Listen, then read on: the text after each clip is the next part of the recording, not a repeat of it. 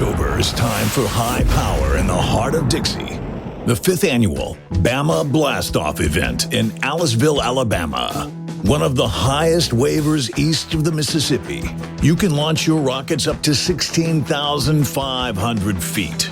Bama Blast-Off also features over 2,000 acres of open fields and nearly 12,000 acres of mostly opened land for recovery, on-site food, parking for RVs, and a team of dedicated riders on ATVs to help you shag your rockets. We've even got our own real-time weather station on site. Reservations are filling up fast for the launch on October 29th and 30th. Learn more at BamaBlastoff.com. That's BamaBlastoff.com. High power in the heart of Dixie. Fiction and reality. New stories, new ideas. Little Beth Entertainment. Hello, welcome to the Rocketry Show podcast. Yes, we're still around, but I've been really busy with work stuff for the past few weeks, so things are really backed up. But we've got another episode on the way, a great one, actually. So stick around for that, or keep an ear out for that. But in the meantime, we're going to give you something here from our Patreon show. And this is one where Conway Stevens came back on and to talk with our patrons and all that on some of the follow-up questions from the last time he was on the show. Hope you enjoy it, and thanks for your patience, and we'll see you soon. The Rocketry Show thanks RocketryForum.com for their support. This is Jim, and I've been a member for 9 years. The Rocketry Forum is a global community of Rocketeers who openly discuss all aspects of hobby rocketry. If you have a question, hop on and ask. There are hundreds of experts who can answer just about any rocketry question you have. Check them out today at RocketryForum.com. Ignition sequence start. 6, 5, 4, 3, 2, 1, 0. All engine running. Welcome to The Rocketry Show. All right, lift off and the clock is started. Yes, sir. Reading loud and clear. A podcast that is all about advanced and high-power rocketry. Amateur-built rockets, starting at mid-power to higher-power versions that can reach the edges of space. This program is hosted by the team who love the smell of burning ammonium perchlorate in the morning. Here are CG, Gene, and model rocket guy, Jesse Yu.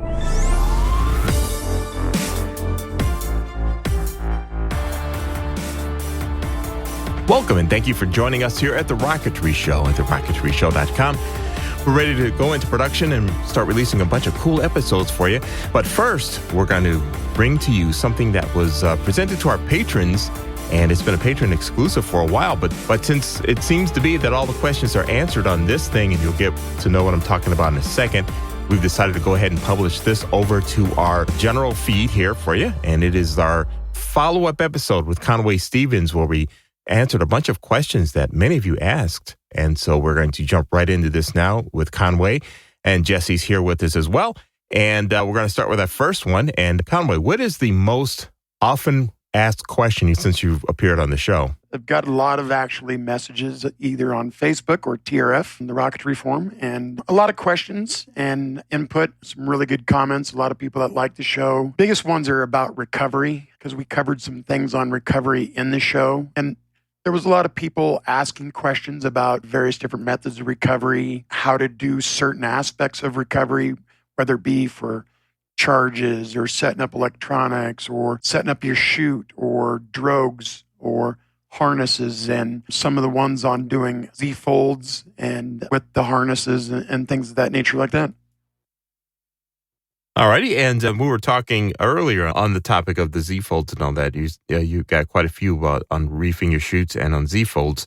So let's start off with talking about the Z-folds here. So based on some of the questions you were getting, what kind of advice do you want to share with everybody to kind of, summarize and all that? Some of the ones that were asked me, because there's a lot of people that don't do that. A lot of them just kind of wad up or, kind of tough their harness in and stuff it in and just let her rip. So they asked me, what's the benefits? So there's a few benefits. One, you make your harness a lot more neat and organized and less potential for it to get tied up in a knot, tangled, maybe even cause a non-ejection situation.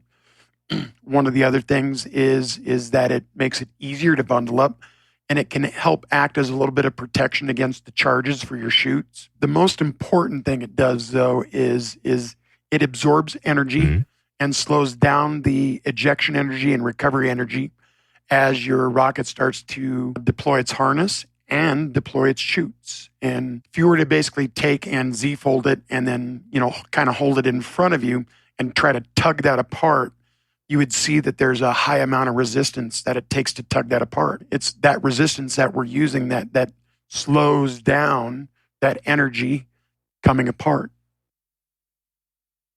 Got it. All right. Yeah, that makes sense. I had to kind of learn that the hard way as well. Now, just for all those who are trying to visualize all that, can you kind of paint a picture on how these Z-folds are constructed with the tape and all that?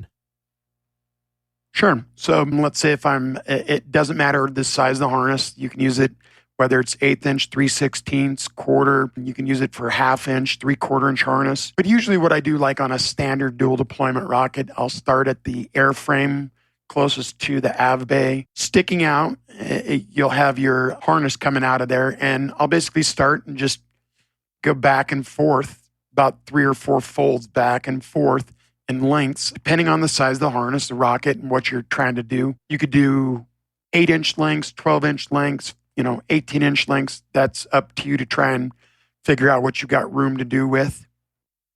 And then once you have those zigzag back and forth, you take that bundle of 3 to 5 back and forth, and you take one end of it, and you can use, for light duty stuff, you can use masking tape. Attach masking tape to it and then go around it about 5 times really tight, and then do the same thing to the other end of that bundle.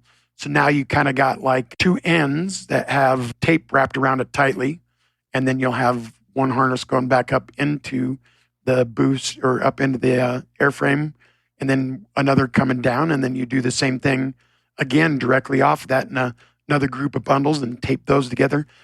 And you kind of do that and follow all the way down to the end until you kind of run out, or you need just a little section of straight left, and then you can take all that and kind of curl it together and then pack it into your rocket. See, and I'm picturing in my mind that the other nice thing about doing that is that your harness is now nice and neatly in the rocket, and not a big bundle of harness all over the place inside. Oh yeah, nothing like having a just tangled up mess of harness that's hand-pulled and jammed in there. And like I say, I usually use a shock cord protector on it to protect the shock cord up there anyways. That all gets folded up against the charges, and then you have a little dog barf that was in between that. And then you take your harness and pack that in, and then usually the chute on top of that. So it actually adds as a little bit more barrier protection as well. I see. All right. And then as far as reefing the chutes and all that goes, what are some of the questions you got and the advice you gave to people so far on that one? So I had a listener that actually contacted me, James Decken, and he was getting ready to do his L3, and he's like, I've never used reefing of the harness. Why should I do this? Why would I want to? And we went over all the stuff of whys and kind of how, and for him it really made sense, and it's going to make it so he can pack his stuff a lot tighter, a lot neater, a lot better. But once you get that reefed, and like I was saying, you can basically reef it, put it together, and then kind of hold it in front of you, and then try to real hard yank it all apart. You'll find that it's harder to yank apart. And if you use electrical tape, it's tougher even yet to yank apart, because electrical tape's even tougher to pull apart. Right. And like I say, you can use it on any size of harness. I reefed my Spear of Odin harness, which is 1/4 inch, in it, both the main and the apogee harnesses, on its flight to 28,000. And it worked perfect to help, get that energy down, so that way it's manageable. All right. Really cool. So now another topic that I guess was brought up to you from listeners were about drogue chutes and drogue chute sizes and all of that. And so what we're going to do is I'm going to read a comment here from one of our patrons, Rebel Without a Job, otherwise known as Kevin. And so he's going to he touches on a couple things. He touches on his thoughts on recovery harness management and drogue chutes sizes and some of his theories on the purpose of things. So we can all comment on that as well. And here is the email from him. He says, here's my controversial opinion about drogue chutes. They're not a descent rate control device. They're a stability control device. A rocket at apogee is a tube full of air containing a motor casing full of air. So as long as it's falling sideways, it will provide enough drag to ensure safe main deployment speed. And the purpose of the drogue isn't to slow the rocket down. It's merely to put enough tension on the harness to keep the heavy nose from towing the tail section down in a streamlined configuration. My rule of thumb is drogue area should be half the area of the rocket would cover, more or less. And after the first launch, I watch the onboard video and adjust the drogue size up or down to provide the perfect upside-down V. A controversial main chute opinion, he says, shorter is better for main harness. A long harness allows the main to fully inflate while the rest of the rocket is falling, causing a harder shock when the line pulls straight. My choice is a harness length 3 to 4 times the diameter of the parachute and a slider ring on the shroud lines, and the parachute is still mostly closed at the extension and then open smoothly under the control of the slider ring. Altimeter data shows me that this is a much smoother opening. Slider rings are dirt cheap on Amazon. Search for a welded steel ring. So that was Kevin's thoughts on that. And Well, there's a few things we can touch on as far as there. Within regards to the drogue and what you're doing there, that is correct. The drogue is also meant to be able to help to lay out the shape of the rocket in the air.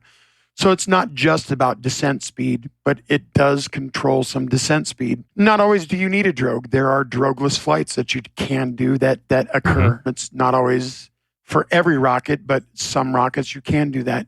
But in the case of this, when you're talking about the drogue creating the profile, in other words, how the rocket should come down, it's more about placement in the harness than it is about size. Because at that point, you're talking, so if you take the drogue chute and you put it close to the booster, it's going to cause the booster to ride really high. You don't want to have your nose cone and all your electronics hanging down from that and having it potentially deploy that, coming back up and tangling into the upper airframe, the booster, or colliding with the booster assembly. You want to usually position the drogue chute closer to the upper airframe, about 2 or 3 feet away from it on that apogee harness. That way it allows the upper airframe and nose cone to stay, kind of up above the booster, and the booster's going to be down below. That way it'll hang, and then the booster's not in the way. I usually use the longer shock cord on the booster section. Again, if you reef the harness, that takes a lot of that energy out of it. okay. Not only that, it gets the distance away from the upper airframe. So that way your work is all upper airframe away from that. The other reason for the longer shock cord at the apogee event is that's normally where the max amount of energy is, because you're coming up from boost. You're coming over the top, and while you're not like usually zipping along, it's still faster than probably what a free fall is under controlled descent with a drogue. So what you're going to do is that's the other reason why I use the longer harness up there at the top. Then as it deploys, the main, I like a shorter harness on the main than the drogue section.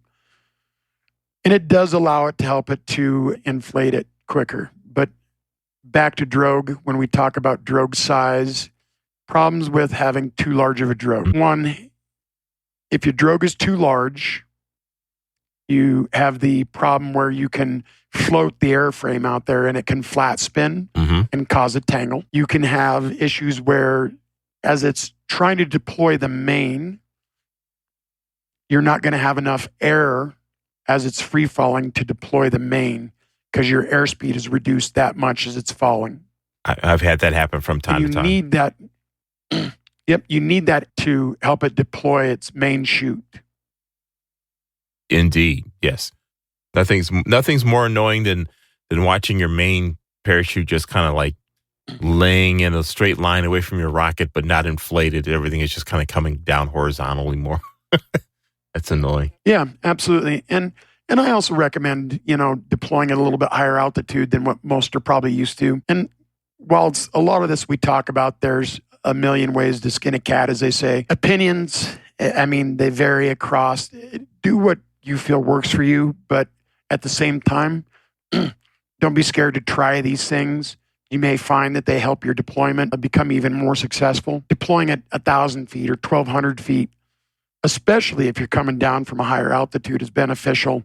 So you can see the rocket, you can track the rocket. Not only that, you can give the rocket time to unfurl its chute. The other thing would be is what happens if your first charge fails?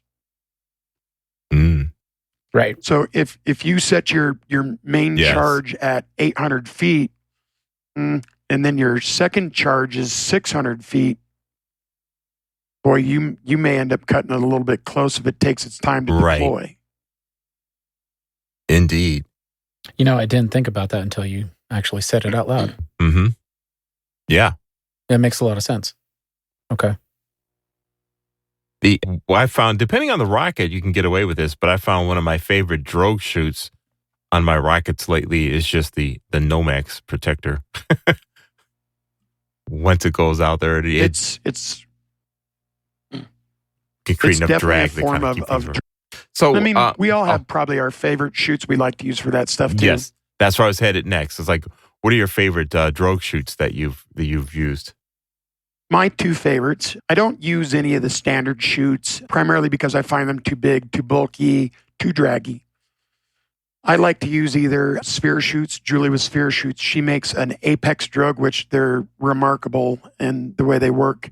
They're great. I believe she also offers like a limited lifetime warranty on them.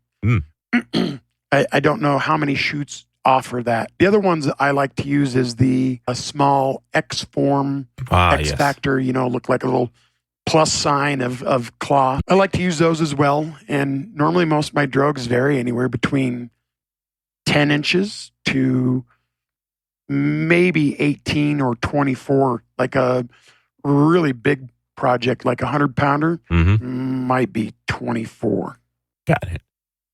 I've become a big fan of the X parachutes as well for drogues. Yeah, it doesn't take much to create enough drag to do that. I used one of Julie's Apex drogues on the last few flights, and the data that I got from them, I was still falling between about 75 feet per second, Mm-hmm. Yeah, decent speed while having all of the parts coming in, staying in a controlled, predictable position on the way down. So here's something about that word controlled descent. I've seen enough videos, whether it's with bigger drogues, little drogues, no drogues. One thing we do have to remember is that the recovery of our rockets is violent. It's honestly, it's flurling around, it's flailing, it is violent on the way down. I honestly amaze at how successful we've become with recovering these rockets over and over again. Yeah. All of us, after watching, I've sent up some onboard video stuff, and you watch and you go, holy cow, that was like just chaos and violence. And then it lands like a little bird. You're like, that's amazing. Yeah. Yeah. Anybody who's watched the videos or any non-Rocketeer person that's ever watched the video of a rocket coming down with you, they'll go, man, I'm getting sick. I need to look away from the screen. It's like, well, that's what happens. So keep that in mind whenever you're doing that. So I guess you got lots of questions on charges as well for deploying your parachutes. Yeah. So some of the biggest ones were questions on charges as far as how to size them. What are the important parts of doing your charges? It starts with getting proper measurements in your chamber. Make sure that you use a proper calculator. There are plenty of them out there online that you can use to help determine your charge sizes. Make sure that your flights that you're doing, that you're using shear pins and you're calculating for the strength of those shear pins to be able to shear them apart. Because if you're only calculating for the volume and not adding in the desired strength needed to cut shear pins as well, you're not going to deploy. And the other biggest thing is ground test, and ground test. What was that? They should ground test too, I think. You should probably ground test it again. Okay. And you can do it more than once. I mean, you've preached a few times too that that you ground test with different, this looks better, that didn't extend all the way. I mean, there's been so many different reasons that I've my level 3, I think I ground tested that thing about 3 different times, both payload and upper section. I always videotape all my ground tests Yes. and watch Me too. how it came apart, and then I go back to it and I review it and I go, wow, I really shot that thing across the yard. You use Yes. videotape. Or Conway still uses videotape, y'all. that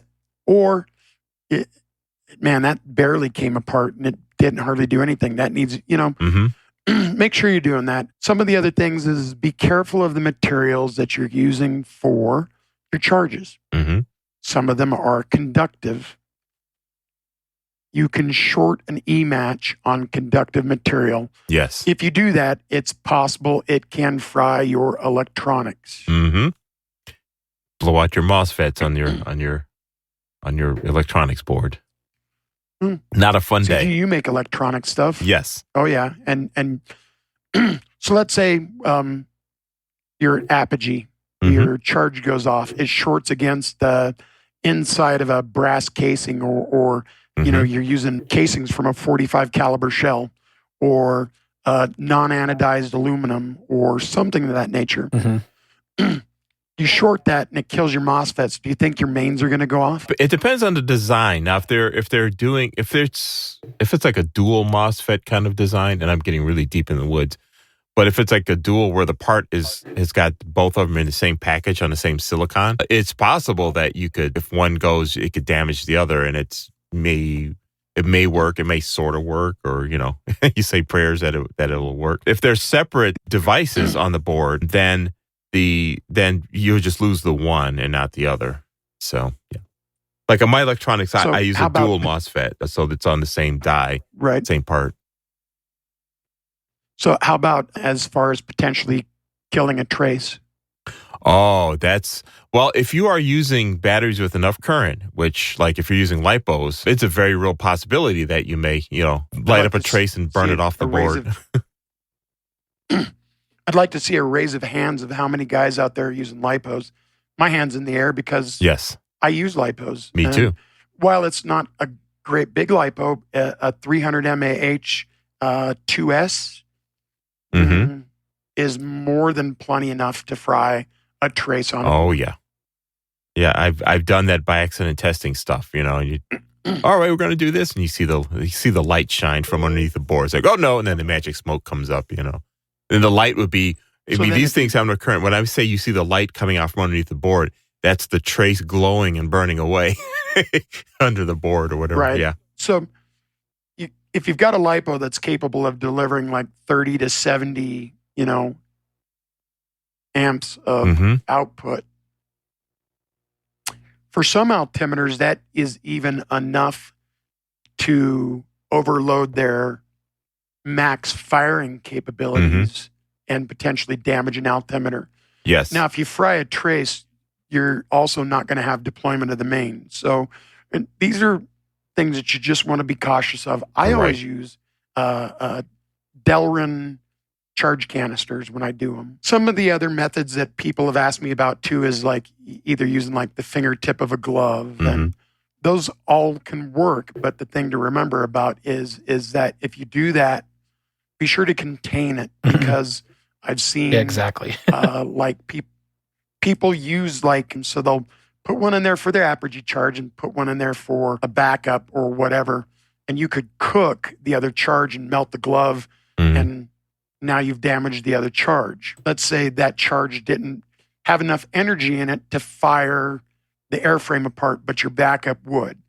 But the problem is it kind of melted the glove without actually igniting the other charge. It happens. we have a tendency to think that the instant we ignite the powder, that it all just burns up right away, like light. Mm-hmm. It doesn't burn that fast. Right.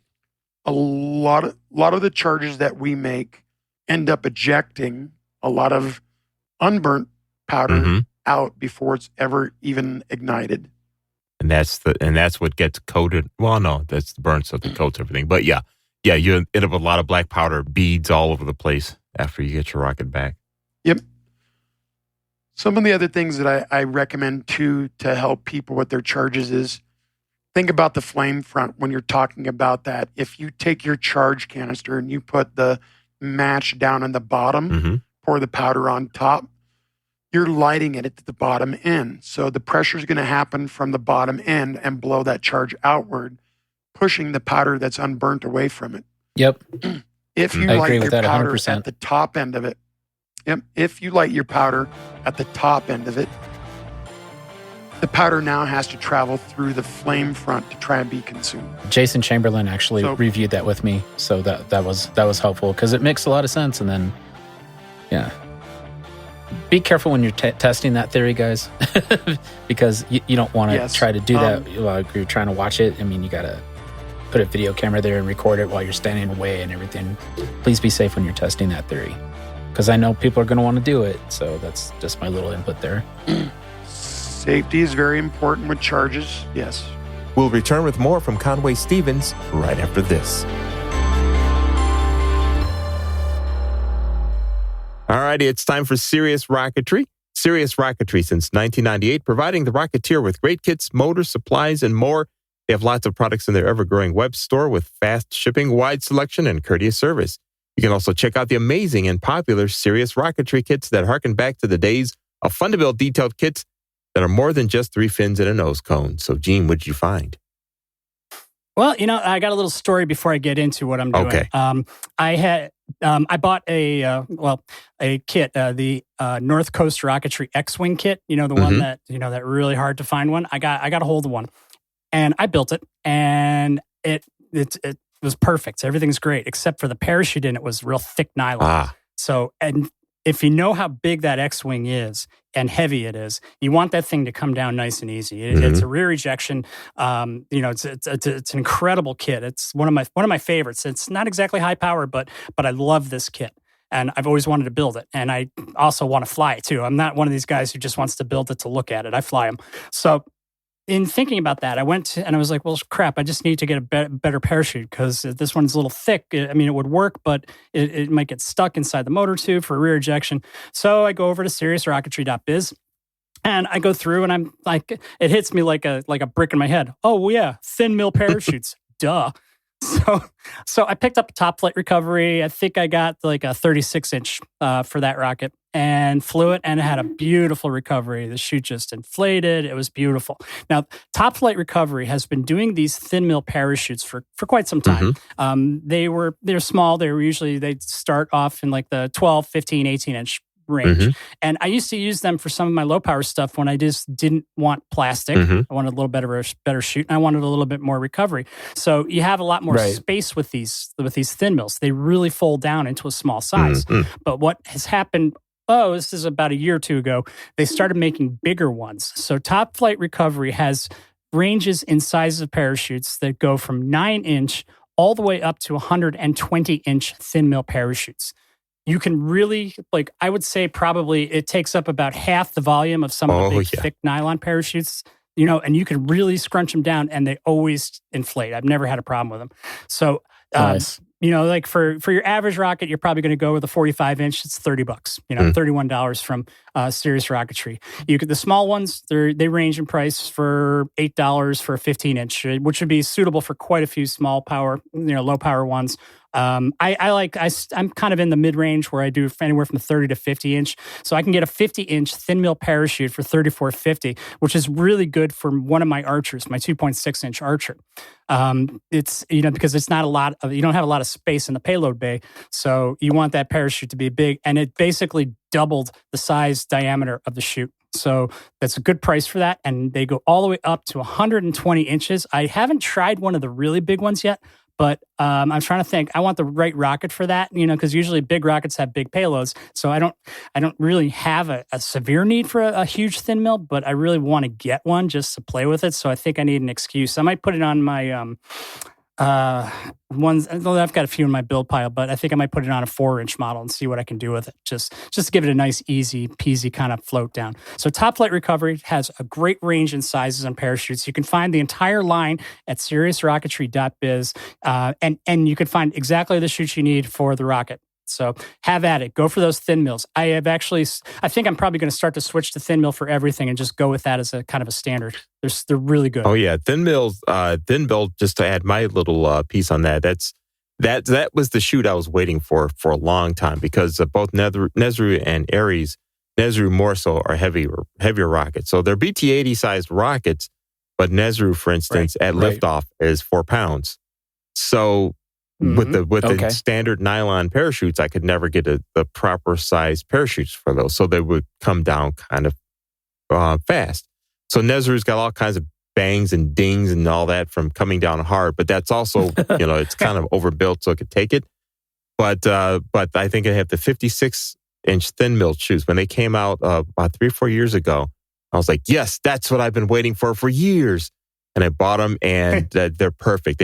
Those things pack down to that BT-80 size easily, and with lots of room to spare, and they bring the rockets down nice and slow. So I'm all about the large thin mill chutes. So yes, from Top Flight Recovery, those, and they're really good quality from Top Flight.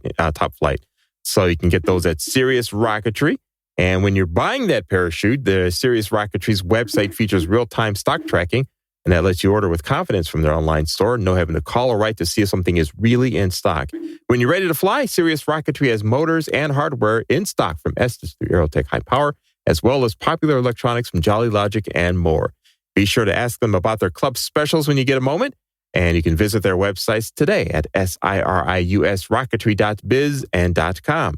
Serious Rocketry, for the serious rocketeer.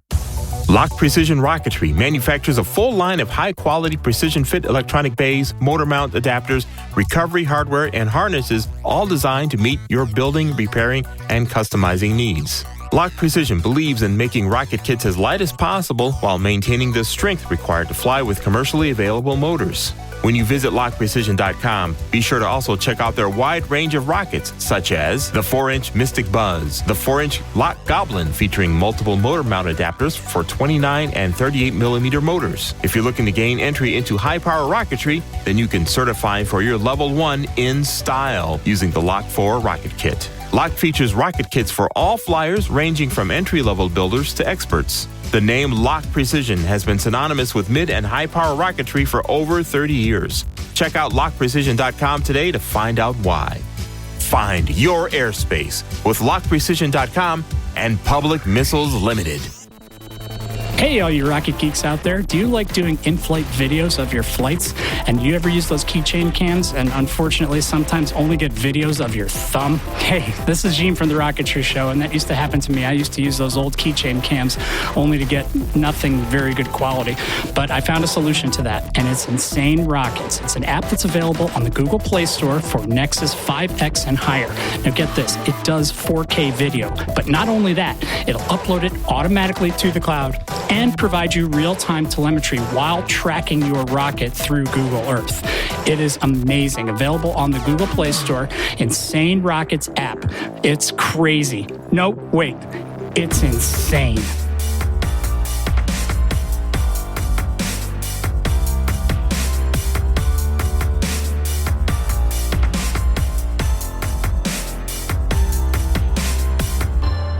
Welcome back with more from Conway Stevens. I wanted to back up a little bit on the shorted charges here. One of the things that I have noticed, and it doesn't seem to be a problem, but every so often I'll have a e-match go off or whatever, and it'll just it'll do its job, but then when it's done, it can sometimes end up in the shorted state. So, and not very often, but every so often. So one of the things I was looking at, and this is kind of like a safeguard against this having a short there period, any way, shape, or form, is in the rocket itself, not on my electronics bay, but in the rocket, I'm experimenting with having polyfuses on those lines. And the polyfuses are kind of like those resettable fuses. Don't use real fuses. They don't hold up for well with lighting E-matches and all that. But anyway, polyfuses. So the idea is this, you size them for some ridiculous amount, which for an E-match, 1 amp is like a ridiculous amount of current because they will pop long before you see 1 amp of current on them. So if you do have 1 amp of current going through it, then something's wrong, and the polyfuse can open up and protect your electronics at that point. That's something I'm experimenting with. So I haven't flown that yet. It's in my lab, and I'm testing it. I'll be testing until I'm sure that doesn't cause some other unintended consequence. But it's just something that I'm working on for that. Another thing that people have done in the past is actually wired a resistor in there as well too. That way, if the E-match shorts, like you're talking about, it will see the value of the resistor, which keeps that impedance down and keeps it from frying the Right. outputs. But again, at what point do you start talking about another connection, Yes. another potential failure point, some other things too that are important about charges is how you connect them. Remember that you're dealing with single strand, really fine wire. Mm-hmm. You want to make sure to use something that doesn't break that real easy. It's something that is positively holding it connected. You don't want to use something that has spring tension, like you had the old speaker connectors where you push down the tab, you stick the wire and you let it go. I've seen those fail under high G loads. Use something that positively retains it or go directly to the board. Another thing I also do with mine is I also tape those wires down to the bulk plate. I tend to also run them in a loop through the actual eyelet or U-bolt to kind of help provide a strain relief. I like to have my charges actually fastened directly to the bulk plates and not just whipping around in there. And there's a lot of materials you can make charges out of, whether it's surgical tubing, vinyl tubing, fingertip of a glove, charge wells of various different types. My favorites are the centrifuge tubes. Those are also used as well. Be sure that if you do, tape the ends shut. When you make your charge, if you haven't had the experience of making a charge yet, watch somebody make one that's had dual deployment experience. They should be packed tight. They should be taped off really tight and really well. Always keep the ends of the E-matches shunted until ready for setup. Yep. Charges are usually the last thing I do so I'll pre-assemble my motor. I'll pre-assemble the electronics. I'll get everything all done and ready. Take my rocket out, but I don't set my charges up until I get to the field. I've already ground tested them, so I know how big I need. I bring my scale. I measure them out. I fill the charge well, dog barf, tape it really tight, have my wires, connect it, mount it to the av bay, slide the av bay in, screw it to the airframe, assemble it in shear pins. Now, that's usually like the last thing I do. I don't like driving with live charges. I don't like none of that. So. Yeah, the last thing you need is some weird air pressure change to happen in your car when your electronics somehow arms themselves without you realizing. And then you've got a little surprise on your hand.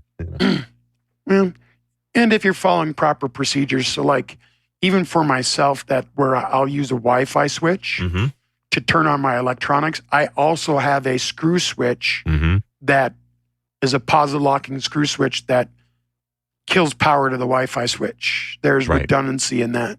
Yeah. And that in itself should shunt the charge, but you definitely want to make sure you're following safe practices. That extra step of precaution for sure. Storing your storing your black powder correctly.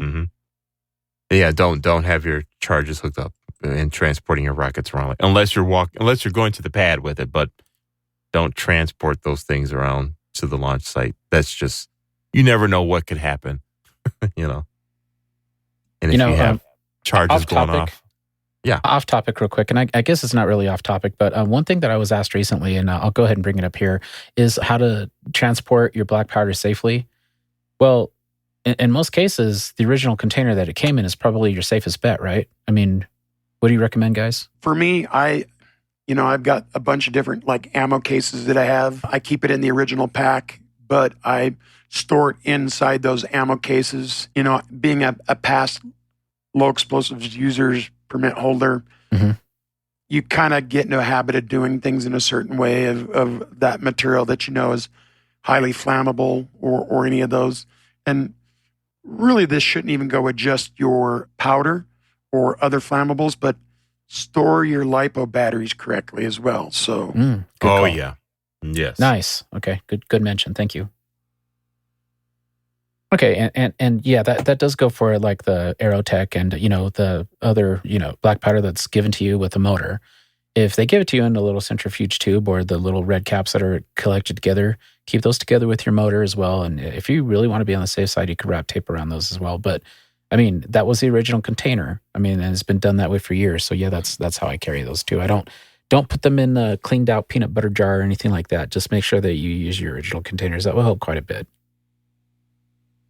That's just something I wanted to bring up and stress. Now, here's something I saw in passing while we're on a black powder discussion. I saw some comments about black powder being really hard to find or will be hard to find. Have you heard anything about that, Conway? Yeah, the parent company, Ogden, who owns Goex Black Powder, is shutting their facility down. They're shutting it down at the end of the year. They're not going to manufacture anymore right now. They're reevaluating. It's my understanding, talking to a friend that's in that industry, that they're actually going to probably sell it. There'll probably be somebody else that picks up the line and will make black powder again.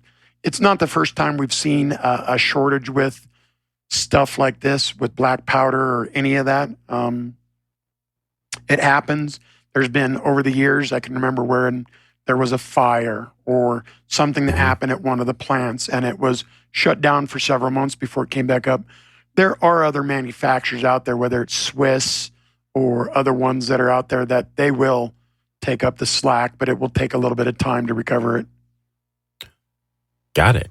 Yeah, it makes sense. So what do you want to follow up on, Jesse? Well, you know, the discussion that we are kind of talking about here with the drogue chutes and the harnesses and all that stuff kind of came from the discussion that I had when I flew that Skinwalker down in Argonia. I don't have any other pressing things that I need to follow up on, but Conway, since we have you here and we have a minute, can you talk about how you secure your recovery harness to your booster of the rocket? Because, you know, we have talked about gluing or epoxying, you know, the recovery harness leader to the motor mount tube, which I know you're not a fan of. So if you could talk about that, and if you could also bring up how you do it so that listeners can understand. So, sure. Awesome. Thank you. So for me, I used to do it with the method where, you know, you'd take the leader and you'd, you know, glue it down the length of the motor tube and through the centering rings and all that stuff like that. But over time, what I found is ejection charges, yanking, it degrades. So, here I've got this 3-inch rocket, 4-inch rocket, right. 2-inch rocket, 12-inch, it didn't matter. Smaller rockets specifically because, wow, that's only 3 inches around. My arm's a little bit too big to reach down there and try to service that. How am I going to fix that? So I quit doing that.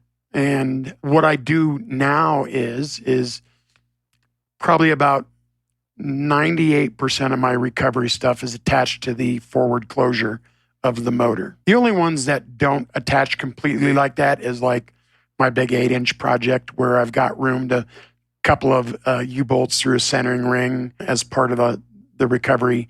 And then I do a Y harness. Right. Do a loop kind of thing.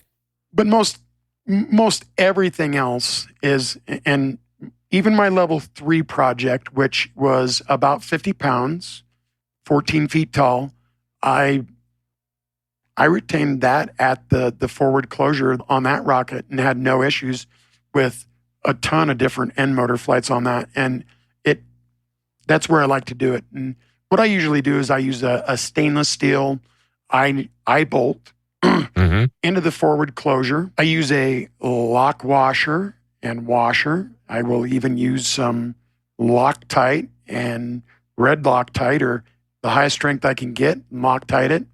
And then some of them I'll even drill a hole through the side of the closure at the top where the eye bolt is, drill a hole, thread it, and then run a set screw in there that pinches that to keep it from backing out. I just don't want that eye bolt to ever back out. So that's key there, because that I usually eliminates a spin and it potentially coming out from its own righty-tighty, lefty-loosey, right? So, I mean, I totally understand why you said that. And that's one of the reasons I wanted you to talk about it, is because I think it gets overlooked a lot. And, you know, if you're building a smaller rocket, like, okay, so the next question that kind of pertains to this, Conway, and I hope I didn't interrupt you, I apologize, but while it's on my mind, if you have a 38 millimeter rocket, right? And you can't necessarily, if you're using motor ejection, for example, you can't necessarily put an eyelet there because you're going to need the motor to have the space to pop that out. So how do you attach at that point? Because that's a question that I've been asked lately. So with motor ejection, that's not going to work, of course. Sure. Most of these are going to be all for dual deployment type based flights. If you're doing motor ejection, at that point, one of the things you could do is you could build a baffle that's higher up, and then utilize like a eyelet into that ring that where the baffle is at. And now all of a sudden I feel so dumb asking the question, because CG, I know that's how you do it too. Another thing that you could do is so they make an anchor. You could make an anchor even all on your own using a piece of coupler and a bolt plate and gluing, epoxying that all together. You could make it out of fiberglass or wood or metal ones that can be made that are even out there right now. Like Aeropack makes like a minimum diameter retainer that's for motors.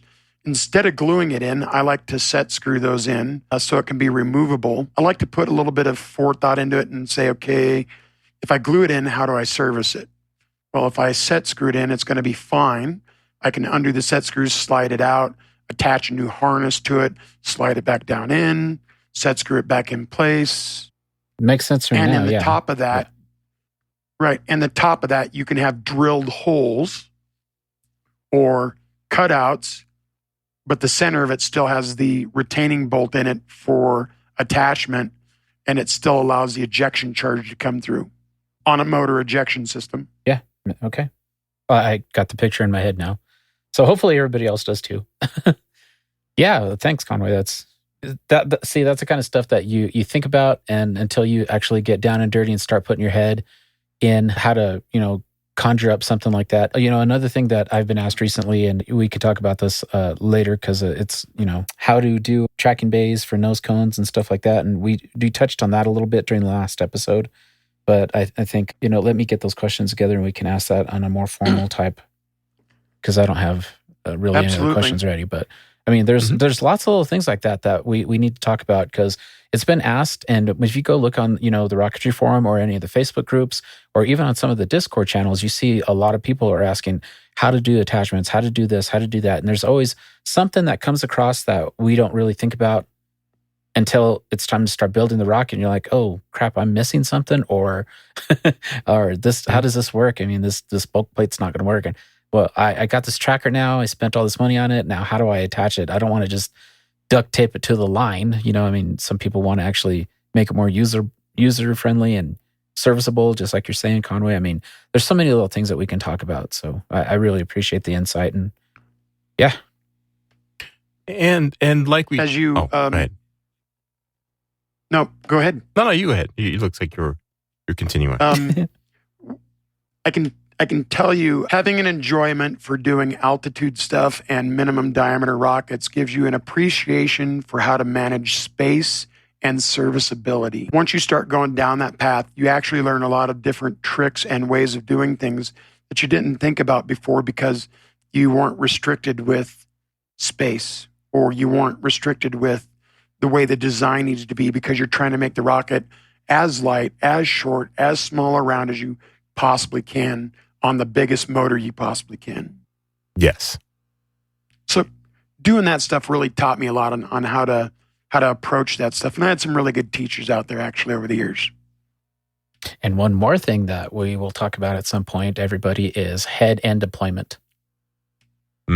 I got this Punisher 4 here, That I've been talking to George Barnes and Jason and you and everybody that I know that has flown one of these before. Brian Houghton, from the Colorado groups who, developed the Apogee Simple GPS tracker. I've talked to him. Juan Cedillo's building one. Gosh, Conway, I think you're the only one doesn't have a Punisher 4, so we need to get you one. Right? I actually have it's a 3-inch version, but it's I'm trying to think, it's the Mach 3, which is a head-end deployment minimum diameter. Well, since you brought it up, you might as well talk about it. So, there was really quick here. There was a Mad Cow kit that they had on special. I think it was in 2019. It was the Mad Cow Defiance. It was a 4-inch kit that came head-end deploy. And I'm going to go ahead and tell you all this because, I've talked to you and I've learned a lot since then. But I was so scared of how to figure that out that I sold that rocket. And now I wish I had not done that. All right. So let's talk about head-end deployment. It's really not that scary. Yeah. It's really not that scary. Talk about you're that. Just changing.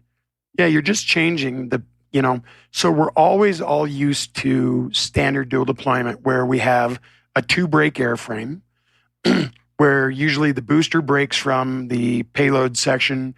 There's like an AV bay usually that couples them, or in my case, I fly zipperless, so there's a coupler coming out of the top of the booster, and I push my AV bay up further in and bolt it in. But usually you're drogue from the bottom and main from the top with the nose cone coming off, pulling the main out.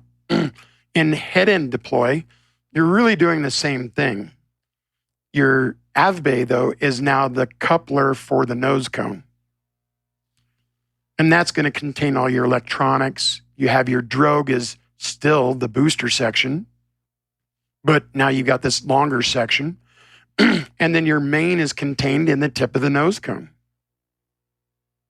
So obviously, you can't use like a stubby nose cone, like a 3-to-1 O-gave just isn't going to do it. You probably need a 4-to-1 or even a 5-to-1, if at all possible. Some of those rockets that do come head-end deploy do have that type of O-gave that gives you another, anywhere from 3-inch diameter is going to be another 1 to 1.5 inches, and a 4-inch is going to give you another 2 to 2.5 inches. And then, of course, the way that I can see this, and correct me if I'm wrong, but just from looking at this Punisher 4 that I have, the nose cone coupler is only going to go into the nose cone so far, right? So it's not going to be where your switch band, if Correct. You have it, is going to be directly in the middle of the coupler. It's going to wind up changing. At that point, your sled that's on the inside, you'll have to line your switches to wherever you want your altimeter holes to be so that you can turn on your electronics. So is that kind of, am I barking up the right tree here, Conway? Because that's how I see it in my head. You're good. So the switch band would be there to where you'd turn on your electronics and, usually your ports. And some of the things that everybody was scared about for years was static ports in a nose cone. No, you can't do that. And yes, you can actually. And usually on those, you're doing them like right about an inch above the separation point of the nose cone, where it meets that separation joint between it and the switch band. You don't want to have your electronics directly under those ports because you're going to get a lot of turbulence. So it's good to have your electronics the opposite end of the AV bay. So that way it kind of filters out that turbulence that's going on up there. Okay. Because you don't want it blown directly on the baro sensor. Another thing you can do too that can help give you a little bit more room is if you use a little bit longer coupler to go down into the rocket. Okay, yeah. The booster. You can move the electronics down a little bit. Okay. Put a centering ring up in the upper portion, an O-ring seal, and then a bulk plate that fastens inside of there. And now you've created a cup that's a little deeper inside the nose cone. When you slide it up, that gives you more room up in that tip of the nose cone for chute and harness and all that stuff like that. Okay, so as soon as you say that, that's exactly how Locke does their electronics bays for like their Phoenix or their V2 or something like that. So that's very helpful. So there's ways that you guys can find instructions on how to do that. That makes a lot of sense, Conway, because that gives you another 3 to 4 inches.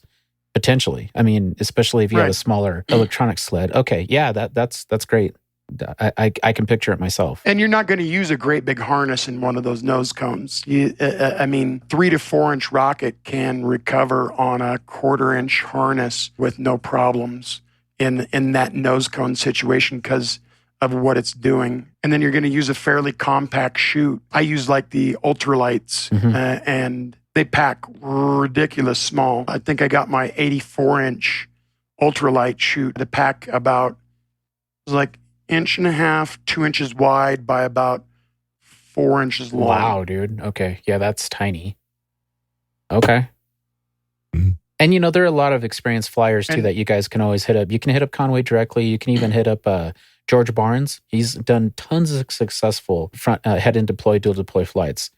And to be honest with you, I believe his level 3 was actually that way too, because it's a longer rocket, but it's also a 6-fin, and it's it doesn't have the long profile that some of the 4-inch kits do or anything like that. So that was a head and deploy. So I mean, he's for all intents and purposes mastered that. So I mean, I appreciate what you're saying too, Conway, because I mean, that's the whole deal. I think all this stuff being talked about puts it together, and now things are starting to click. You know what? I will build this wild man, and I will launch this thing and be happy, and so will the rest of the world. You will build it and you will like it. Yeah. George Barnes flies absolutely nothing but head-end deployment pretty much on everything. Yeah, I guess you're right. Yeah, I guess you're right. And he does use spare chutes exclusively, so I know that Julie does make a thin mill chute, right, Conway? I mean, And yeah, that's the ones I'm talking about is their ultralight Okay. chutes. And I've been a primarily user of hers for 20 years. I've used her Jeez. chutes. And there's other companies that do that too. So find your favorite and, do what you need to do. So, There you that's go. fun stuff. Have you messed with that yet, CG?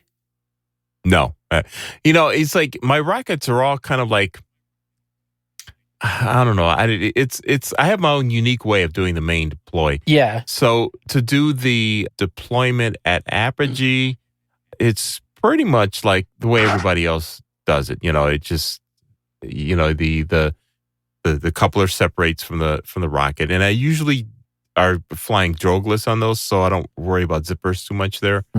But the main parachute, I do a zipperless kind of approach to that. So when the charges go off, it's separating the nose cone and the upper cowling, if you will, where the parachute lives. So I don't blow the nose cone off. I just blow that whole section off. Oh, And wow. then it just basically unveils the parachute, and then it Like drops out kind deploys. of? It's So then you're flying you're flying an exposed av bay. yes. Wow. The av bay. And the av bay That's cool. is like a section of airframe. So there's no sleds or anything in there. It's just, and everything kind of is just kind of built around it. So there's like this little section of airframe that's between the booster and everything else that ends up being like a little middle section, where the electronics live. But Yep. so When we get a little bit more time, another form of deployment that I'll have to show you, Jesse, is basically it's drogeless with cable cutters. So Conway has shared some pictures of some of the stuff that he's purchased here, and I know that George Tumas talked about that a little bit too. So it'll be interesting to see how you guys put all that together. So yeah, I would love to see more uses of the cable cutters. I use those in the way they were intended for a lot of the low power rocket flight, dual deploy type flights, and I used it a lot up until the chute release came out. And then I kind of went more to that than the cable cutters. But I look at that all the time. It's like, you can do more with this, and I just haven't really put the brain power to come up with creative ways to use the cable cutters. So that sounds cool. Oh, yeah. So you got like the Mako, which is through Tinder Rocketry, and he does a fantastic job with those. You could use it as a chute release to where like it's holding the chute to like the end of the nose cone, not so much just in a bundle. Or you could do it. I mean, there's a lot of ways you can use that stuff. And I definitely recommend still flying them redundant. In other words, 2 cutters, we lose you guys? Nope. Oh, okay. It's all really cool stuff. Definitely something when we've got some time, we'll cover it. It's part of my high altitude package stuff that I'm flying. That way I can reduce space, length, try to fit it all in. Even my tracking and altimeter stuff has changed greatly for those rockets. Sounds cool. So there's plenty more to come. And more. And once again, for patrons, shoot us a message. You can leave messages here in the patron page, if you will, on the show, or you can send emails to mailbag at TheRocketryShow.com. And you can also, you can continue to communicate with Conway and all that as well. And depending on the responses, we may do another patron episode where we talk about this. The whole idea, again, is just kind of strike up a dialogue between the patrons, the supporters of the show, and us to, kind of use this as a way to help form another Big Show episode on this very topic here. So something new we're trying. Kind of, hopefully you're enjoying this and can participate as well. Once again, thanks a lot for coming out and hanging out with us and the patrons here, Conway. I appreciate you guys having me on. North Coast Rocketry, established in 1984, is the company that practically invented the class of rockets known today as mid-power. North Coast Rocketry takes advantage of over 30 years of high-power experience by a world-class rocketeer. North Coast Rocketry features a wide range of unique kits to expand your personal high-power rocket fleet. When you see an NCR rocket fly, you will encounter an absolute treat of sight, sound, and performance. Once you own and fly a North Coast Rocketry kit, your rocketry hobby will never be the same, and neither will your rocket fleet. In addition to great kits, North Coast Rocketry also stocks lots of must-have items and accessories for every rocketeer's workshop. Go to NorthCoastRocketry.com today to find out more about these kits and other great products. NorthCoastRocketry.com. Advanced rockets that are easy to build, fun to fly, and look great on display. It's time for eRockets.biz. eRockets.biz is your home for unique model rocket kits as well as the world's largest selection of rocket parts from Semrock. They've been in business since 2009. eRockets.biz has a wide selection of your favorite kits as well as their own versions of popular out-of-production models many of you have come to enjoy over the years. Jesse, you've got something different here. So with eRockets, I go through eRockets all the time and I look for different things to announce, to buy. And there's some things I jump on and some things that I don't. And this last time I was on eRockets, it was pretty funny because I just kept adding to cart. So let me tell you about what I did to my cart. So the first thing that I looked at from eRockets was, I'm a model rocket guy. Like I started with low power. I still love low power. I wanted to get some more E2X stuff. I want to get some things that I could just build and fly right away and just kind of get back into the groove of things. So I bought some sanding sealer. I really like the consistency of their sanding sealer. And it's like $6 for a 3-ounce tub. And it's really good stuff. And I like it so far. It fills up. If you use sanding sealer, it doesn't have the stinky smell anymore. It's more kind of like a Mod Podge type of sanding sealer, but it works really good and I really like it. So go check that out if you want to build some low power kits. They also have a model rocket wood glue. Like in my honest opinion, it's kind of like a Sigwell type glue. I don't know if I should be name dropping or not. Sorry, Randy and team, but I really like this stuff. It's really cool. So Randy is proud of it. I think he's you'll like proud of his glue. So. Yeah. Okay. So as I go looking through rocket kits, I pick up an ASP 13 millimeter ISQI Tomahawk. I pick up Estes Pro Series Dirt Big Max kit. Nice. They still have this thing it's on sale for $32.99, guys. That is a great deal. That's almost cost. I mean, we all see what they cost on the Estes website, right? Go visit eRockets and pick one up. You got to add that to your arsenal. Even though I'm Team Goblin, I'll build this Red Max. I mean, it's good to have. Another couple of things too is the custom rocket kits. Now, custom makes a lot of different rocket kits. I picked up 4 or 5 because they have them from anywhere from $6 to $10. So I picked up a handful because you just got to have them, right? The Semrock smaller rockets, the MX kits, the ones that are smaller than 13 millimeter. Yep. Got a couple of those. I got a Goblin, I got a Bluebird Zero, and anyway, you got to go check those out because you definitely have to get those. And then I was like, well, how am I going to fly these? Well, they have the Micro Max launch rod and holder that connects to your regular 1/8 inch, rod that goes on any rocket kit. So, I picked up some Kevlar and then I made it to the Quest page. Come on. So Yeah, so I ordered a few Quest rockets, and then I made it to the NPC page. Now, the NPC rockets, those are those ones that the Star Trek Klingon. Yep. I had to get that, and I've always wanted the freaking Duck Dodgers, rockets that have Daffy Duck and Porky Pig. Yeah, they're $6. Go pick a couple up and go have some fun. They have the Galactic Training Ship also for $6. They're amazing prices right now. So go to erockets.biz and get some low power things and just freaking have fun. And to end this off, John Bronner had built this a couple years back, and I remember seeing his posts about it, and it came back up in my memories because I commented on it on Facebook just for whatever reason. So I picked up a Semrock full-size Bluebird Zero. $30. Nice. Why not? Just got it. So after a few $100s worth, I went crazy on eRockets. And I'm proud to say I have all these now. And I love looking at them on my table spread out. I look all the accessories I bought, the Kevlar, just all the little things. So go knock yourself out. Go get crazy and go visit erockets.biz.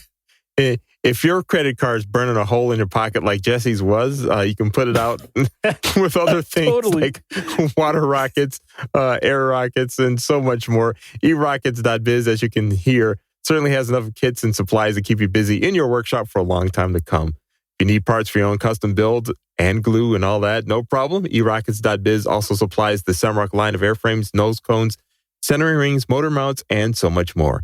eRockets has more rocket parts available than anyone else on Earth. So check out eRockets.biz today to learn more. eRockets.biz. If rocketry scares you, buy a train set.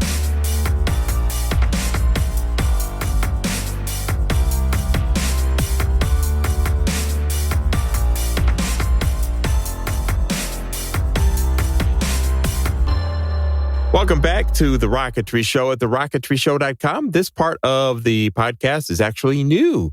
And so we figured we hope you enjoyed the conversations with Conway Stevens. That is a follow-up to when he was on, answering your questions that you've sent to him and us. So that was a lot of fun, and it was something that was sent to the patrons early. And so now we're very early. So when was that? That was like months ago, right? Yeah. I want to say September, October. Yeah, easily. So there you go. So that's one of the things that we're working on, doing more of that for patron stuff on the show. So now we're back, and let's catch up on stuff. And I want to talk about the first most exciting part now. And we mentioned last time on the show that James' team was hoping to make it to TARC. So it's a big update there. Yes. Well, the big update is we got to the finals. So it was an amazing time. This just happened about last weekend or the weekend before. We went to the TARC finals. We got our flight off in a decent, there was a little bit of rain, a lot of people around, a lot of fun. But the contest went off without a hitch as usual. So thanks to Trip Barber and the gang at National Association of Rocketry, there was no problems in keeping things moving along. We did. Sweet. Yeah, it was great. It was a lot of fun. They did a great flight out of the gate, and they got a score of 41.28, which was good, but not, but there was people that start hitting scores of like 2 and a couple of zeros in there. Oh, wow. So throughout the day, though, they had a good time. They did some of the build stuff. They checked out the vendors, just kind of talked to people. And we ended up getting 41st in the entire contest. So 41st in the country. But the good news is we were, of all the HIO teams that had competed, it was over 40 teams. We became number 1 in the state of Ohio for my TARC team. So we are absolutely guys, off the moon on that. Cool. So we were so excited that, I was so excited I had to go to the Jostens class ring people and have them come out to do some state championship rings for my TARC team, for my rocketry team. So the guy came out today and he sized us all up. So I'm getting I'm getting a state champ ring for the rocketry team. And so are my guys. Hang on, we're getting a transmission. We're getting a transmission in from overseas. It's the South Korea news lady. She's got something to say, I think. 해용의 대륙간 탄도로켓 시험 발사 성공. Wow, success. You made it there. Okay. We made it. She said the same thing. Yeah, she said the same thing when I did my level 3 with that Joe Hill. She says the same all the time. The state news lady. She's she every nails time. It. Anytime a rocket launches. So anyway. Yeah, so it was good. It was a good time. The guys had a great time, and I lost my 4 key seniors, but the other guys had a little taste of what it's like, and they have already started building for next year. So I'm cool. happy and excited about that. So what is what's the challenge for next year? For next year, there's no limit on the body tube diameter. 1 egg vertically, and I think the time is 40. It's 850 feet and 42 to 45 seconds. But don't quote me on that because we just had a quick look at the rules. So pretty basic stuff. They're going to start out with the design that they had this year and modify as needed. Got it. So, but they did great. And, Too cool. And they learned the subtleties of actually angling that rail. I was so proud of them when they started working the trigonometry for what they had. So that's cool. It is, and it's fun to do that. Oh, absolutely, it is. No. You know, and like when they did their qualifying scores, the one team nailed the altitude exactly. I looked at took out the little altimeter, and I'm like, guys, you're not going to believe this, but you just got, it was 835 feet on the dot. So it was really cool. Wow. Like the guys were pumped, and it was a good time. So school's all happy. Got to do a little bit of interviews on the local TV stations. So that was also pretty exciting. So I can provide links for that if you want to see that. But I would. Yeah. Okay. Very cool. I will send that off, and then we can probably put them in the show notes or something. But okay. It was great. It was all good times. Best the team has ever done in the history of the 4 years that I've run the program. So we're just keep going up, and I like it. That is cool. Cool. No, it's great. How about you, Jesse? Good job.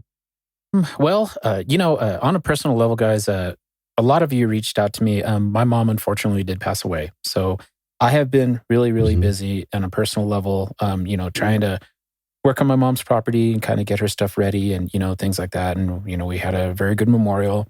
I have a really good support system among my family and all of you guys as my friends. So thank you to everybody that reached out to me. I'm doing all right. Things are a little tough, but we're making it. I don't know if a lot of you saw, you remember back in the day, we were talking with Noob. I think this was on the 100th episode. I was telling you guys about that picture of the Saturn V that I had with my nephew. I found it. I found it in the archives. Yeah. And I posted it before, but maybe I can give that to you again, CG, so I can put it in the post note. I built that Saturn V when I was 14. Like on the back of the picture, you look and, she has the dates on there. So my mom never threw that picture away. She just had it archived in the dumbest of places, of course. But I found it, and I found some rocket parts and some old decals for some old Estes rockets that I never even thought I had. It was kind of funny to go through some of the old stuff from your childhood. So that's what I've been doing recently. And honestly, I've been working on those Apogee rockets, trying to redo some of the paint schemes, since they've been updated. So I just got an order of the decals in, so we're going to, get those painted up and, hopefully put some Apogee Rocketry showroom stuff out there. So, it's been like one of those, very cool. As far as, directing, energy is directed at the show. It's been kind of like a hot and cold thing for all of us. Like James been really busy getting his team ready for TARC since the last show and really consumed with that. Yeah. And Jesse, you had your personal things going on.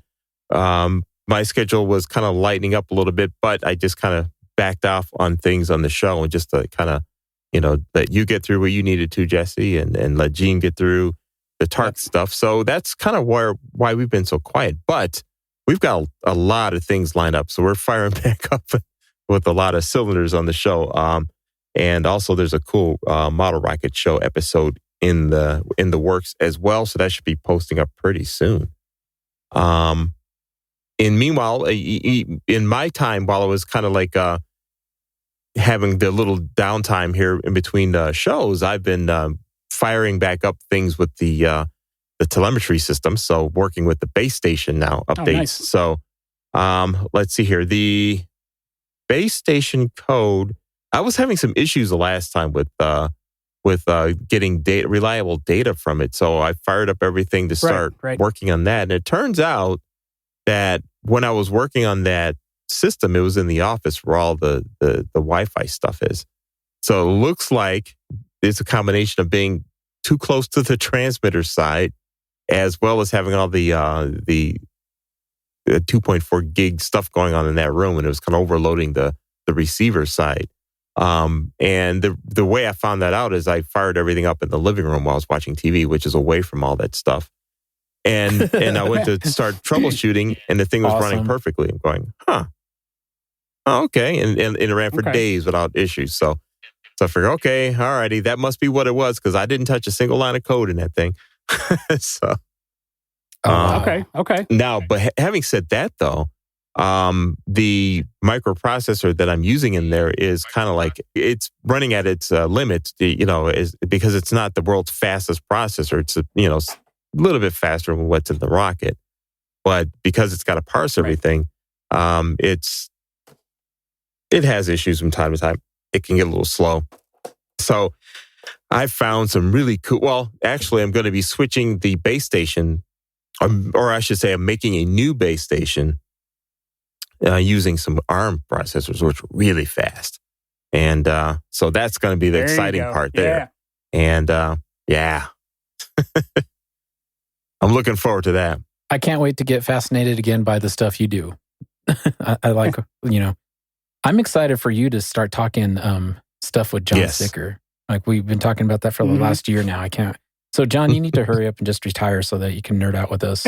Like, quit messing around with work. What's wrong with you? We almost got to record an episode, then he had something crop up at the last second, so I have to bug him again too. So, right, it happens. Yep. But calling you out, John. We need some Sicker. And the other thing here, now at the beginning of this show, you heard the Bama Blastoff commercial. And the Rocketry Show is going to be a part of the Bama Blastoff this year, so that's going to be fun. And they want me to bring Nezru to launch. Oh, so if they hear me talking about, so you best get that ready to go. So yeah, people need to see that. So I guess I'll have to bring it down there. They're saying, you got to bring it. And it's like, well, I guess Nezru needs another state to put on its belt there. So I'll get it going. We'll fly. And it'll either fly as is, the way it is, or it may fly. I've been contemplating making a new AvBay package for it, that with the lighter stuff on it, because there's only so much I can lighten up Nezru, but that whole AvBay section is pretty heavy on there. So it'd be interesting to see if we can get some weight down on that by using some new tech on that. I don't know if I'll have any telemetry on that, but what I'm thinking, as far as telemetry goes, by then I might bring Aries down as well to do, test out that stuff, stretch his legs out with the new code stuff. And if cool. I don't get to do the dual deploy test on my computer here, maybe that's where it'll happen. So. Oh, I have one more thing that I can throw in there real quick. I am excited because I'm going to go to New York Power this weekend for a day. So my one of my students built a carbon fiber rocket, 6-inch diameter, about 12 feet tall, with tip-to-tip fiberglassing, like 3 layers for a school project. And we were going to launch it down at Tripoli, Mid-Ohio. They were going to do a special thing for us. But the farmer had to plant his crops, so that field is now done for the season. Mm-hmm. But, love the field, love the guys down there, but when a farmer needs to make his money, obviously the respect is given. Right. So that didn't happen. Of course. But the student graduated, but we're still going to fly it. He graduated this last weekend, but we're going to take his rocket down to New York Power and see the guys down there. And I'm really looking forward to like seeing everybody again. It's been a couple of years since I've been there. So, Mary Beth and all the other guys there, it'll be great to see all you guys. So I'm coming there, and I can't wait for it. And I might bring 1 or 2 of mine, but it's really about the kids' project, so I want to make sure that he gets a good flight off. And what do you think the motor's going to be, Jesse? M2500? M4500. The Super Thunder. You got to think big, Jesse. You got to think big. Come on. 1.5 second burn time, 1,000 pounds of thrust right off the rail. It'll do. 1,000 pounds of thrust right off the rail. There you go. How's that? Thank you. Something like that. So I'm excited to see this fly. The student's been working on it for a year, and we need to get it up and have that point of the flight has been done. So I'm excited for him. Jim, you need to talk about that. That's that X Prize rocket. Which one is that? that the space shot? Oh, yeah. Oh, the Spaceship One, dude. Yeah, it's an SD Spaceship One. I just kind of dropped in my lap. There's a story behind this. It's not really a story. It's just sort of a, hey, No? you want this? And there's stuff here if you want to look at it. Like one of my neighbors was cleaning out the garage. Oh, too cool. And there's I'm looking around and I'm going you don't do rocketry. What's this thing from Estes? Oh, I don't know. I got it from somewhere. I don't know. Never. You want it? I'm like, well, if you're giving it away, I'll take it. Yeah. So it's one of the exactly Estes Launchables series, and I think it came out in the 90s. Assuming that Spaceship One that was in the 90s, right? So cool. But it's really cool. It's one of their launchable series, skill level 2. It's the X Prize rocket. So Spaceship One. And I think I'm going to build this and just have fun with it. But it just kind of dropped in my lap. Cool. So I figured I'd take it and I'll give it a home and I'll make it fly. We've reached this part of the program here at The Rocketry Show where we thank our patrons for supporting the show. And this episode here was done for patrons. And so it's kind of like a fully Patreon funded show, but we turn it into a regular episode. So that's kind of cool, and it's a little bit of an idea of what we have in mind and what we're trying to aim for on the Patreon-only episodes of the show. So anyway, with that in mind, we're going to be thanking the following patrons for the support of the podcast. I'm going to start with the first list here, or the first group of names. So I'll start with Todd West, Jonah Cheney. Thanks a lot, you two, for supporting the show. Matt Tudor, Joseph Vitro, Les Rayburn, a longtime supporter of the show. Thanks. And we'll be meeting you soon, Les, down at Bama Blastoff. So also Steven Spencer. Sweet. Bill Cook, Jason Cook, Gary Rosenfield, Greg Ziegler, Ken Blade, Eric Hamilton. Sorry about that. Thank all of you. Thank you all for supporting us. All of you. You've been longtime supporters of the show. Glad to have you on with us, as well as John Beans and Scott Holla, Guy Wadsworth, Phil P., Tom Rum, and Stephen Ray. You guys have been also with us for a long time. We thank you so much for your support of the program. Who wants to go next with more? And then Tom Rum, Stephen Ray, Amanda Ho. Thanks, guys. Yes. Steve Sainer, Mark, railbuttons.com, Randy M., Philip Kelly, EverdonRocketry.com. Thank you for your support. High Tech Rednet Rocketry. Thank you so much. High Tech Rednet Rocketry HTRR. So that's Stacy Worley. Thank you very much for that. And thanks, Stacy. Thanks, Don. Moving on to that page 2, Jim Fields of Michiana Rocketry. Thank you very much. Brett Nowaki, Timothy Mock, Jeff Curtis, Team Semrock. Thank you so much, guys. Yay. And of course, Trucker Jim, Phil Bridges, Roy Tyson, Norman Perkel, Rob Hoagie, Gary Dow, Jack Pullman, Don Johnson, Pierre Marlowe. Thank you guys so much. We really appreciate it. And I'll give a few more, and then I'll pass it off to you, Jesse. Jeff Curtis. Okay. Philip Calvin, John Bryan, Casey Anderson, Mark Essenwine, and Jimmy Burgess of Paradise Rocketry. You guys are the core of what makes this show work, and we really appreciate it. So next to you, Jesse. Okay, sounds good. So Scott Masters, you're next on our list. Thanks a lot, Scott. Jason O'Scally, both of you guys have actually been on this list for a long time. Thank you so much for your continued support. George Rocker, thank you, George. JohnRocket.com. Make sure you guys go visit them when you can. Oh, yeah. You know, pay it back a little bit. Jason Rodney, thank you so much, Jason. You've been on there a long time. Master Conway Stevens, obviously this show included you a little bit, so thanks for your feedback and your help with all the questions. Yeah, for sure. Paul Olivieri, thank you, Paul. Also, somebody's been on this list for a really long time. Thank you so much for your support. Sam Feinberg, same for you, sir. Thank you so much, Sam. Mr. John Sicker, we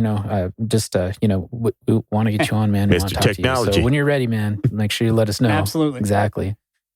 Sean Folkingham, one of our annual supporters. Thank you so much, Sean. Brian Schenkenberger, thank you, Brian, for all your help and support over the years as well. I like reading Brian's posts on Facebook. He does add a lot of insight to different things. So thank you for doing that, Brian. John Thompson, thank you, John. Mark McBride, Doug Wade, And C. McCauley. C. McCauley, we need to find out what his first name is. I like first names, guys. Anyway, I think so. But let us know. And then so we have a new supporter, Rocket Lab Delta. So thank you so much from Rocket Lab. That's amazing. Thank you so much for joining us. Thank you so much. Carl Hunting. Hey, Carl, thank you. Your name's been on here for a long time. So has the Piedmont Student Launch Team. I remember before I became a host with you guys on the show, you were reading off these names, and they've been on this for years. So thank you, team, for your help with that. Mr. Chris Irving, thank you so much for your support. And, I've been seeing a lot of people using the altimeters and the different switches that, they provide. So, Chris, you're doing a really good job. Thank you so much for your contributions to the hobby. David Simmons, he's one of our main question guys. Thank you so much, David. Keep them coming. We like answering them. And like I said, guys, before in other episodes, if we don't know the answer, we'll get resources that Yep. That's what our job is. So, SBR Rocketry. No, go ahead. SBR Rocketry from FusionRocket.biz. Mr. Scott Binder, thank you so much for your support. We'd like to get Scott on again soon. So he's got some different stuff coming out too. John Kusher, Kelsey Black, Brian Reneker, names that have been there forever. Thank you so much for your continued support, everybody. Jerry Krause, Justin O'Neill. So Justin is actually one of the moderators for some of the Facebook rocketry groups. So make sure you guys are posting good stuff because Justin will get you otherwise. I'm just kidding. Terry Dancer, welcome back, Master Terry.